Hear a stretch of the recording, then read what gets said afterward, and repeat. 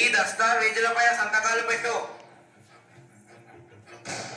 ఏమి కాగితాలయ్యా ఇవి? ఇవి నీ భూమి దస్తావేజులు. అప్పు కట్టడం నీ వల్ల అయితలేదు కదా, అందుకు నేను ఈ భూమి జప్తు చేస్తున్నా. సంతకం పెట్టు.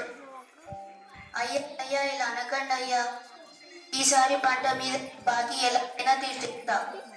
ఎందుకు పనికిరాని ఈ భూమితో నువ్వేం చేస్తావు? ఇలా అనకండి అయ్యా, ఈ భూమే మాకు దిక్కు. ఈ భూమే లేకపోతే మేము ఎలా బతుకుతాం అయ్యా?